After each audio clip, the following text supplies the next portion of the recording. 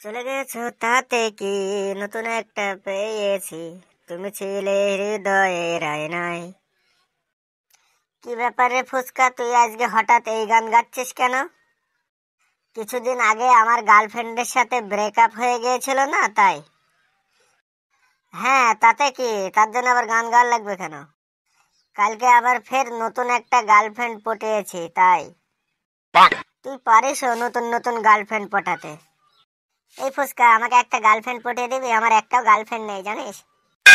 সবাই চুপ, স্যার আসছে। Good morning sir. Good morning sir. বস বস, সবাই বসে পড়। আজকে তোদের আমি ইতিহাস ক্লাস নেব, দেখি তোরা ইতিহাস সম্পর্কে কেমন জানিস। স্যার, ইতিহাস সম্পর্কে আমরা সব জানি স্যার। স্যার, ফুচকা ঠিকই বলেছে, ইতিহাস সম্পর্কে আমরা সব জানি, ইতিহাসের A to Z আমরা সব জানি। এমন ভাবে বলছিস আমার মনে হচ্ছে যেন তোদেরকে জিজ্ঞাসা করে ইতিহাস বই লেখা হয়েছিল।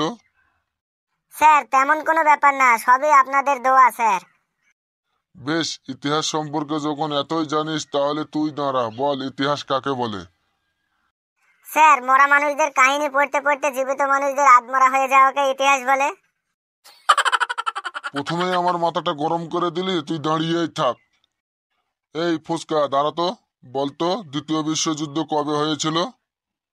স্যার, প্রথম বিশ্বযুদ্ধের পর দ্বিতীয় বিশ্বযুদ্ধ হয়েছিল। আমার মাথাটা আর গরম করাস না, চুপচাপ দাঁড়িয়েই থাক। কেউ বলতে পারবি দ্বিতীয় বিশ্বযুদ্ধ কবে হয়েছিল? স্যার, আমি বলবো। বল বাবা ফটিক, তুই বল। স্যার, 1939 সালে দ্বিতীয় বিশ্বযুদ্ধ হয়েছিল। ভেরি গুড বাবা ফটিক, তুই বস। এই পূজা, তুই দাঁড়াতো, তুই বলতো লোহার তৈরি জাহাজ পানিতে ভাসে, কিন্তু লোহার টুকরো পানিতে ভাসে না কেন? স্যার, জাহাজের চালক আছে তাই জাহাজ পানিতে ভাসে, আর লোহার টুকরোর কোনো চালক নেই তাই লোহার টুকরো ডুবে যায়। দিন দিন দেখছি তুই একটু বেশি জ্ঞানী হয়েছিস, তুই দাঁড়িয়েই থাক। স্যার, আমি বসবো, আমার পাটা কেমন ঝিনঝিন করছে। তোকে পড়া ধরলেই কোনো না কোনো কিছু হয়, কোনোদিন মাথা টনটন করে, কোনোদিন পা ঝিনঝিন করে। বেশ, তোকে আরেকটা প্রশ্ন ধরি, যদি বলতে পারিস তাহলে তুই বসতে পারবি। বল, তৃতীয় বিশ্বযুদ্ধ যদি হয় তাহলে তার পরিণাম কি হবে? স্যার, যদি তৃতীয় বিশ্বযুদ্ধ হয় তাহলে আমাদের ইতিহাস বইয়ের আরেকটা চ্যাপ্টার বেড়ে যাবে। কি সাংঘাতিক রে বাবা, তুই আর আমাকে রাগাস না, তুই দাঁড়িয়েই থাক। এই ফেলু, তুই দাঁড়াতো, তুই বলতো কোন জায়গার নাম আগে মাদ্রাজ ছিল? স্যার, দাঁড়ান দাঁড়ান, বলছি স্যার, পেটে আসছে মুখে আসছে না স্যার, বলছি বলছি। স্যার, পেটে থেকে মুখে চলে এসছে স্যার, চেন্নাইয়ের নাম আগে মাদ্রাজ ছিল। তুই ঠিকই বলেছিস, চেন্নাইয়ের নাম আগে মাদ্রাজ ছিল। তাহলে বলতো মাদ্রাজ থেকে কেন চেন্নাইয়ের নাম রাখা হলো? স্যার, মাদ্রাজের নাম কেন চেন্নাই রাখা হলো এটা স্যার বলতে পারবো না। একটু চেষ্টা করে দেখ, বলতে পারবি। স্যার, আপনি যখন বলছেন একটু চেষ্টা করেই দেখি যে মাদ্রাজের নাম কেন চেন্নাই হলো। স্যার, আমার মনে হয় ওইখানকার লোক মানে মাদ্রাজের লোক সবাই লুঙ্গি ও ধুতি কাপড় পরে থাকে, আর লুঙ্গি ও ধুতি কাপড়ের মধ্যে প্যান্টের মতো কোনো চেন থাকে না, তাই ওই জায়গার নাম হয়ে গিয়েছে চেন্নাই। মানে লুঙ্গি ও ধুতি কাপড়ের চেন্নাই, তার থেকে নাম হয়ে গেল চেন্নাই। কি সাংঘাতিক যুক্তি রে বাবা, তুই তো দেখছি দেশের নাম উজ্জ্বল করবি। ধন্যবাদ স্যার। ইচ্ছে করছে একটা ধুতি নিয়ে এসে তোর গলায় পেঁচিয়ে তোকে ফ্যানের সাথে টেঙিয়ে দিই, তুই দাঁড়িয়েই থাক। স্যার, আমি একটু বসবো, আমি কেমন যেন চোখে সর্ষে ফুল দেখছি। বেশ, তোকে আমি আরেকটা প্রশ্ন ধরবো, যদি বলতে পারিস তাহলে তুই বসবি। বলতো ইতিহাস অনেক ঘটনার সাক্ষী বহন করে, এমন একটা ঘটনা বলতো যার সাক্ষী ইতিহাস বহন করে।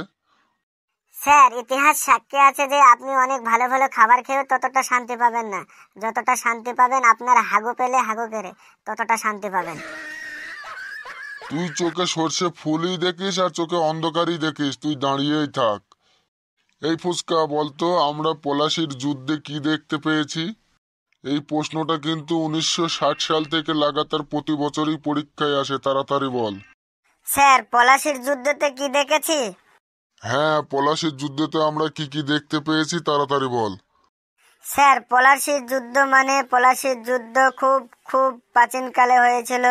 পলাশির যুদ্ধ এত খতরনাক ছিল যে সেটা পরে আমরা হাত পা কাঁপছিল, ভয়ে আমার মাথার চুল খাড়া হয়ে গিয়েছিল। যুদ্ধটা এত ভয়ঙ্কর ছিল যে শুনবে ভয়ে সে মুতে ফেলবে। তাই সবাইকে নিজের রিস্কে পড়তে হবে। স্যার যুদ্ধের শুরুতেই বহু বহু সৈন্য হাতি ঘোড়া তরোয়াল নিয়ে একদল ওই দিক থেকে এলো, আর বহু বহু কামান বন্দুক নিয়ে আরেক দল ওই দিক থেকে এলো। দুই দলেরই সৈন্যরা এক জায়গায় জড়ো হলো, আর রেডি সেট গো বলেই ফটাফট যুদ্ধ শুরু হয়ে গেল। আর কামাল চলতে লাগলো ফটাফট, তরোয়াল চলতে লাগলো চপাচপ, মাথা কাটতে লাগলো ফটাফট, রক্ত পড়তে লাগলো টপাটপ, মানুষ ছুটতে লাগলো ঘপাঘপ, আর চারিদিকে চিল্লা চিল্লি শুরু হলো। আর দুই পক্ষই লড়তে লড়তে যখন সন্ধ্যা হয়ে গেল, তখন দুই দলেরই সৈনিকরা তাদের সাথে হাতে হাত মিলিয়ে তারপর তারা বলল, আজ সন্ধ্যা হয়ে গেছে, আজ আর যুদ্ধ করব না বন্ধু, কালকে আবার যুদ্ধ করব, কালকে আবার লড়বো। আবার কাল যুদ্ধ শুরু হয়ে গেল, আবার কালকে অনেক মানুষ মারা গেল, তারপরেই পলাশির যুদ্ধ শেষ হয়ে গেল স্যার। থাম বাবা থাম, আমি হাঁপিয়ে গেছি, আমি একটু নিঃশ্বাস নিয়ে নি। তোর যুদ্ধ শুনে আমার নিঃশ্বাস বন্ধ হয়ে গেছে, তুই থাম বাবা থাম। এই কালু বলতো ইতিহাসের লৌহ মানব কাকে বলা হয়? স্যার যে মানুষ লোহা দিয়ে তৈরি করা হয় তাকেই লৌহ মানব বলা হয়। তোকে আর পরীক্ষায় পাশ করতে হবে না, তুই দাঁড়িয়েই থাক, তোর যা বুদ্ধি দেখছি। স্যার আমি বলবো লৌহ মানব কাকে বলা হয়। বল বাবা ফটিক, তুই বল। স্যার সর্দার বল্লভভাই প্যাটেলকে ইতিহাসের লৌহ মানব বলা হয়। ভেরি গুড বাবা ফটিক, তুই বস। এই ফেলু, এখন তো গরমকাল আসছে, তাহলে বলতো গরমে সব থেকে আরাম কিসে হয়? স্যার লুঙ্গি পরে। কি? লুঙ্গি পরে? লুঙ্গি পরে কিভাবে আরাম হয় বলতো দেখি। স্যার বলছি, স্যার লুঙ্গি হলো বাঙালির পছন্দের পোশাক। গরমে স্যার লুঙ্গি পরার মজাই আলাদা। লুঙ্গি পরলে বাইরের বাতাস ভেতরে ঢুকে সব জন্তু ঠান্ডা রাখে। আর লুঙ্গি পরে গাছে ওঠা খুব সহজ। গাছে ওঠার সময় লুঙ্গিটা কাঁচা বেঁধে গাছে উঠলে কোনো অসুবিধা হয় না। আবার গরমে রাতে ঘুমানোর সময় গরম লাগলে লুঙ্গি দোভাজ করে ঘুমাবে। আর ভোরের দিকে শীত লাগলে লুঙ্গিটা খুলে পুরো গায়ে জড়িয়ে নেওয়া যায়, এতে করে কোনো ব্ল্যাঙ্কেটের প্রয়োজন হবে না। থাম বাবা থাম, ফুসকার পলাশির যুদ্ধ শুনে হাফ মার্ডার হয়ে গেছিলাম, আর এখন তোর লুঙ্গির উপকারিতা শুনে ফুল মার্ডার হয়ে গেলাম। আর তোদের ক্লাস নেব না, আমি যাচ্ছি।